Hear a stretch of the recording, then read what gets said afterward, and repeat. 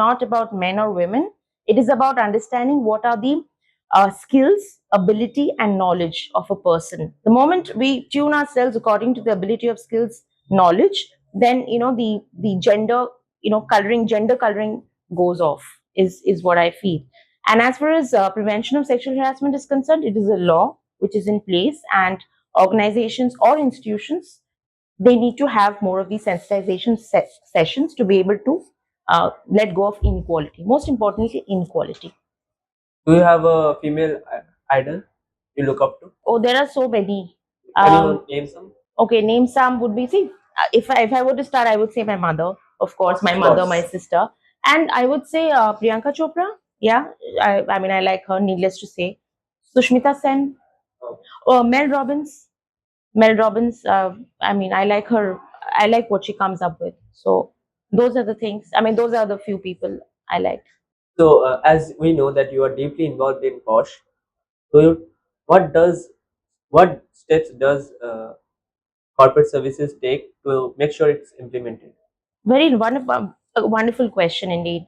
So most of the organizations who are looking to get PoSH sessions done, the first is of course, and just go ahead and have 2-3 sessions of employee sensitization. Employee sensitization is basically understanding what are the punishable offenses under the law.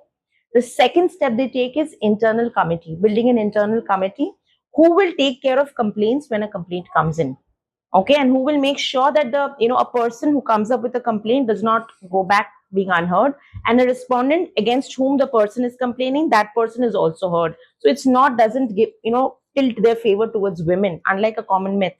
They're tilting the favor towards women. It's not like that. They're giving opportunities to both to voice out what actually happened. Really? Yeah, it's a revolutionary law, and I'm hoping it changes. I mean, it helps more people. So, how do you think that the workplace culture in India has evolved over the past decade, especially for women? For women, yes, I think more women are in leadership roles. If you see, more and more women are taking on roles of CEO, and quite a few names that I can think of. We know Indra Nui. Okay, we know of the um, new CEO who's joined HUL, Priya Nair. Yeah, so there are quite a few of them.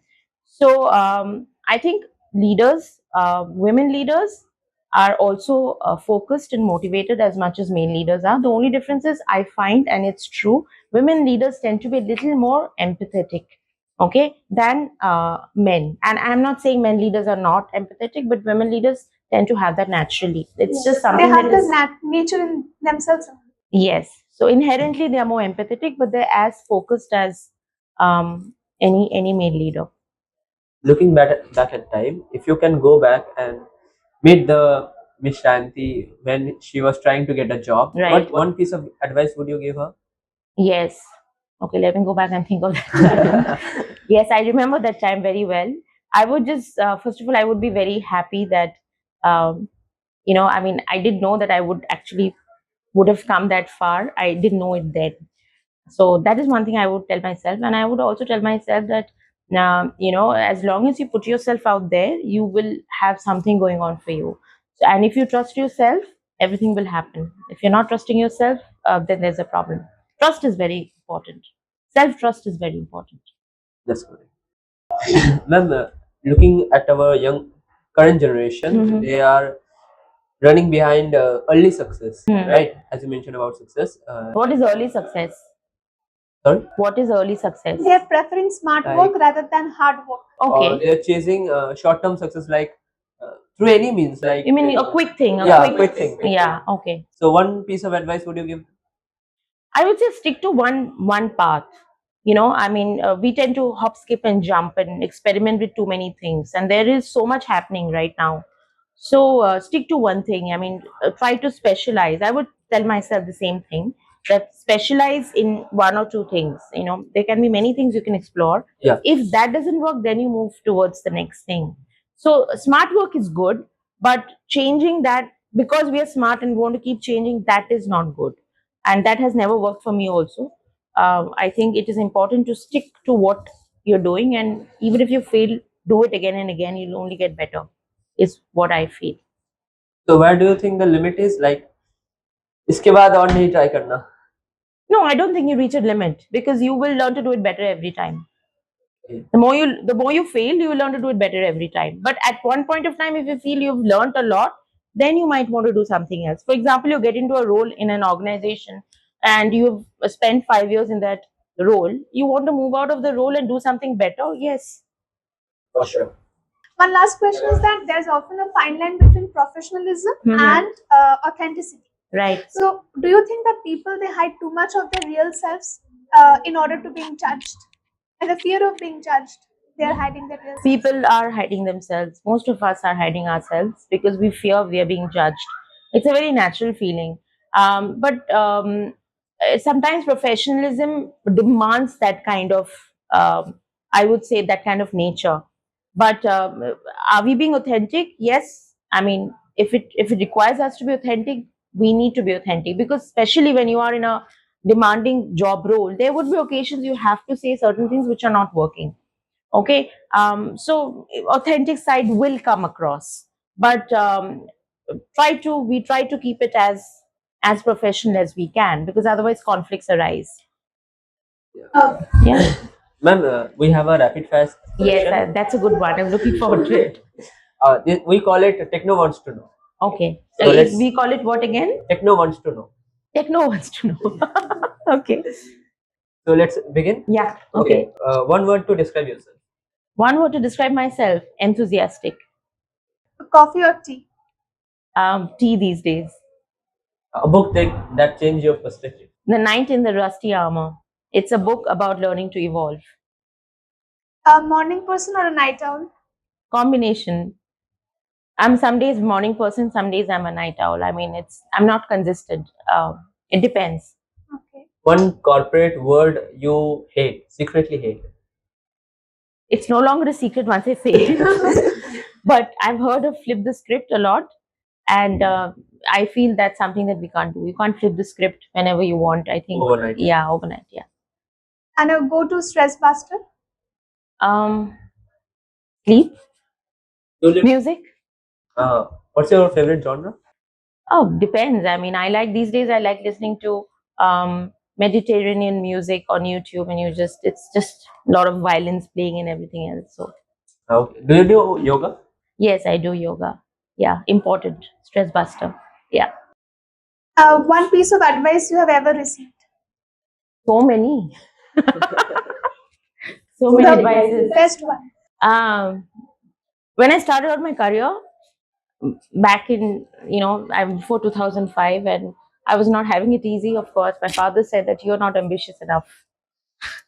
You don't have the fire. He's like, you're not ambitious enough, and that hit me. So I started to look at my life and my work differently, and hopefully that got me somewhere. We often get to hear such words from our parents. Yes, yes, we do, and that makes a lot of difference. Yeah. If you weren't a trainer, what path would you have chosen? I would have been an actor. Oh, you love acting. I love drama. I was into theater, and I love theater, so that way. Okay. Yeah, and that is also theater is also used in training, so Okay. that way. Yeah. What's one thing you will never compromise at work or life? I would say, food. Food is the fuel. Rest and laughter. Yeah. Humor is very important. Yeah. Three essentials of surviving. Yes, One song that uplifts your mood. there are so many actually. I can't remember it that way. There's a song by Selena Gomez, and it goes like this: Who says you're not perfect?" Yes. Yeah, that song. Yeah. One leader, dead or alive, that you will love to have a conversation with. You should have told me. You'll ask me this question. Um, Dead or alive? Well, let's go with alive. I would love to have a conversation with Simon Sinek. He does a lot of videos on leadership and a lot of things around leadership, workplace culture. I would love to sit down and have a conversation with him like you're doing right now. Yeah. Okay. If your work personality was a Bollywood actor, Hmm. who would it be? You don't. Like you love Bollywood, right? Yeah, I love Bollywood. Bollywood actor. I don't. I can't place my this thing, but I would love to be Paresh Rawal because he's so funny. Yeah. Yeah, If your life had a tagline, then what it would you caught me there. I don't know what to answer. If my life had a tagline, I would just say that life is beautiful, and in when you look back, you realize all happened for a reason, and I truly believe in it that way. If someday someone made a movie on your life, do you such any No, name, nobody would. any name that you might suggest them? This is Any off the title? script, but Yeah. Karan Johar. Off the script, please edit this. Yeah, no, any more question? I'm sorry if that. No more rapid fire is done. Rapid fire is through. Yes, ma'am. Okay, great. So we have came to the end of our podcast. Thank you so much for sharing your insights so openly with us Yeah, ma'am. and hearing your story, the highs, the lessons, and the human side behind it all. It's been very much refreshing. So very much pleasure to have you with us. Thank you, Sri Joni and Love you. nephew, for having me here, and thank you to all you guys for having me here. I think my experience sitting here with you all has been very, very enriching, and takes me back to my college days.